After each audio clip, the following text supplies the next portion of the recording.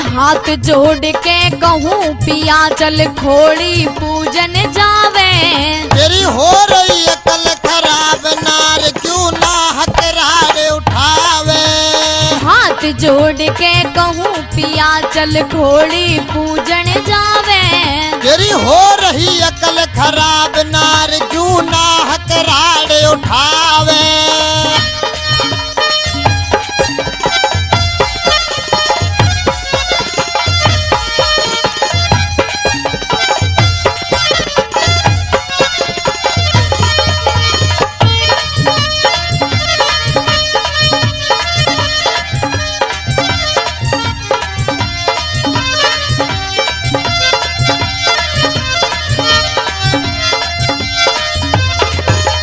लग्या हुआ दरबार मोहन करे, लग्या हुआ दरबार मोहन का जा फरियाद सुनाऊं। मेरी हुई जिंदगी ख्वार नार में दिन और रात कमाऊं। खुले हुए भंडार पिया में झोली भर के ल्याऊं। भरी हो जा फसल खराब नार में आज तने समझाऊं।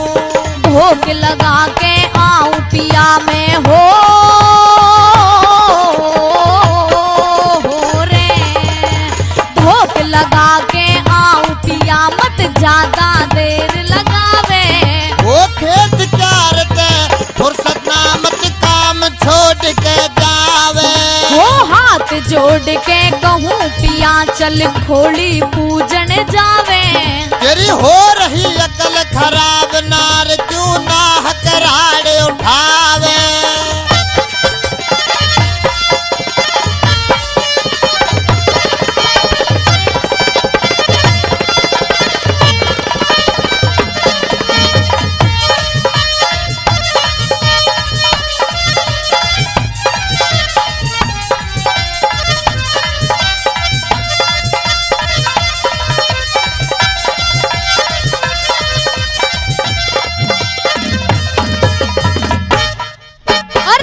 कमला बिमला इंदिरा बल्लो राजकुमारी जारी। वो इनके बाल में रोज कमावे ड्यूटी दे सरकारी। सखी सहेली इकट्ठी होकर गीत खुशी के गारी। मैं बड़े मूंड गवार नार मेरी नहीं समझ में आ रही। अरे माटी छाटे भरे जलहरी हो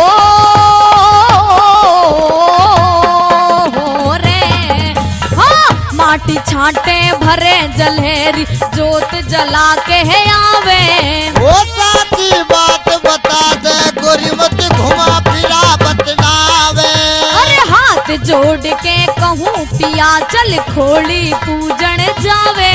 तेरी हो रही अकल खराब नार क्यों ना हकरार उठावे।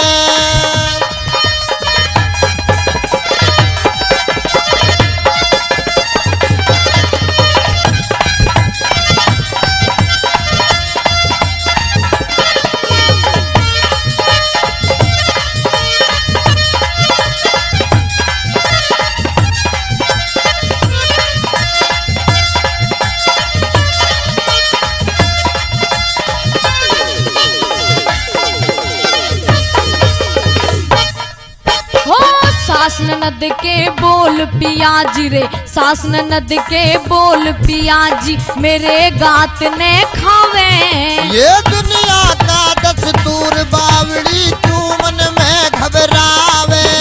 त्योर जिठानी ताने मारे मोए दुनिया बांझ बतावे। वो मन में धीरज धारनार क्यों विरथा बात बढ़ावे। अरे गूठा दिखा दिखा के साजन हो रे। हाँ गूठा दिखा दिखा के साजन मोहे रोज चिढ़ावे। ये कर्मों का है फेर नार क्यों ना हक दोष लगावे। अरे हाथ जोड़ के कहूँ पिया चल खोड़ी पूजन जावे। तेरी हो रही अकल खराब नार मैं आज तने समझाऊं।